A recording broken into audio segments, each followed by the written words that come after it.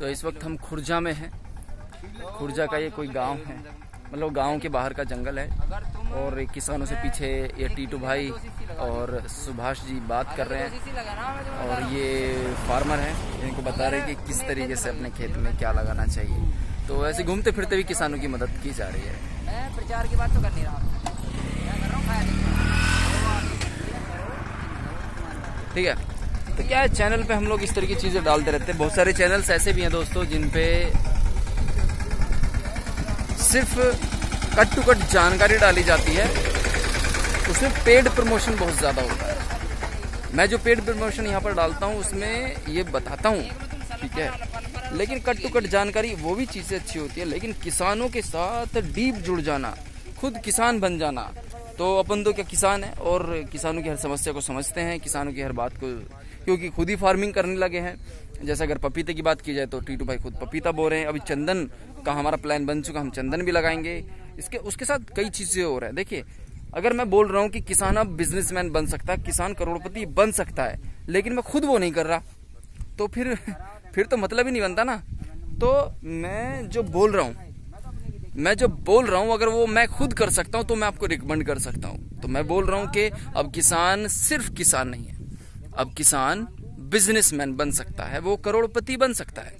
बहुत सारे लोग हैं जो सिर्फ गन्ना ही बोते रहते हैं। गन्ना बेल्ट वाले गन्ने के अलावा कुछ सोचते नहीं। जो आलू बोता है वो आलू ही बोता रहता है, जो धान है वो धान ही बोता रहता है। मैं ये नहीं कह रहा कि वो खराब होती है, बहुत बढ़िया फसल है, वो लोग करोड़पति हो गए उससे भी। लेकिन जो छोटे किसान हैं जिनके पास ज्यादा जमीनें नहीं है, तो उनको कुछ नए सिस्टम्स अपनाने पड़ेंगे, उनको कुछ नई प्रोसेस फॉलो करने होंगे, उनको नई जानकारियां बटोरनी होंगी। मैं आपसे कह रहा हूं कि भाई आप पपीता बोलो, आप करोगे जी आपने वो रखा है क्या? मैंने नहीं वो रखा है, लेकिन मैं बस रिकमेंड कर रहा हूं, तो आप ये बोल सकते हो ना।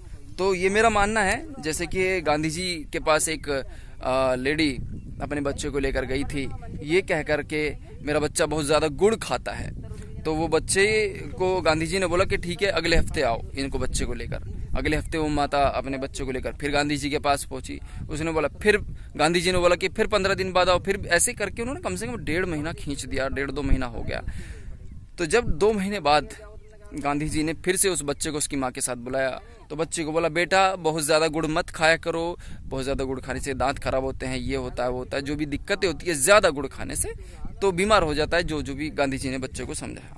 तो उस औरत ने गांधी जी से पूछा कि ये बात जो आज आप बता रहे हो 2 महीने बाद, ये तो आप पहले दिन भी बता सकते थे। तो गांधी जी ने बोला कि पहले दिन मैं कैसे बताता जब मैं ही इतना गुड़ खाता था।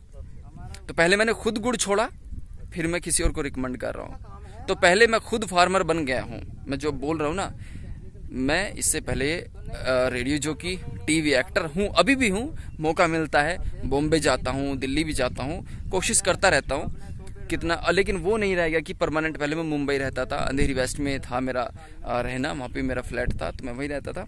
तो वो लाइफ जी है। आप पुरानी वीडियोस देखेंगे ना, उसमें आपको मेरा रेडियो वाला स्टूडियो भी मिलेगा। रेडियो पे मैं प्रोग्राम होस्ट करता था। अभी भी थोड़ा बहुत कभी एडवर्टीजमेंट में कहीं मौका मिलता है, मैं मेरी वॉइस ओवर करता हूँ। कार्टून्स के लिए भी चलता है और ट्राई चल रहा है, लेकिन जो लाइफ साइकिल है ना, वो अब मेरी फार्मिंग पे आ गई है।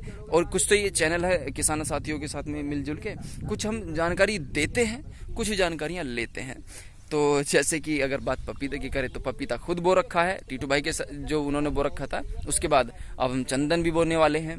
और जो नई चीजें जो मुझे लगता है ना, जो मैं किसान भाई को आपको रिकमेंड कर रहा हूँ, यार ये वाकई में अच्छा है। अब सोचो ना, आप एफडी कराते हो, आप बहुत तगड़ा कोई लोन पास कराने के बाद आप कोई बीमा करवा लेते हो, आपके घर में छोटे बच्चे पैदा हो गए, बेटी पैदा हो गई, उसकी शादी के लिए लोग एफडी करवाते हैं, उसका बीमा करवाते हैं। मत करवाओ यार, चंदन बो दो, ज्यादा जरूरत नहीं। 1 एकड़ में 400-500 पेड़ बूझ जाते हैं, ठीक है ना। और उसके साथ में आप ये नहीं कि 10 साल तक वो कमाई ही नहीं देगा, उसमें आप नींबू बो सकते हैं या कुछ और ऐसी बहुत सारी फसलें होती है जो बो सकते हैं, उससे आप कमाई भी लेते रहो 10 के 10 साल।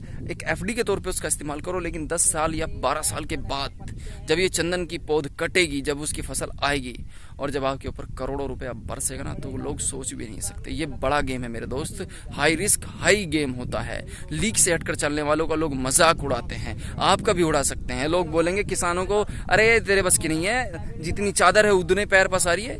हमारे डॉक्टर बिंद्रा साहब, मैं उनका IBC के तहत जुड़ा था गाजियाबाद में, तो डॉक्टर बिंद्रा साहब सिखाते ना कि चादर बदल डालो, चादर वो छोटी चादर नहीं पहनने का, चादर बदल दो।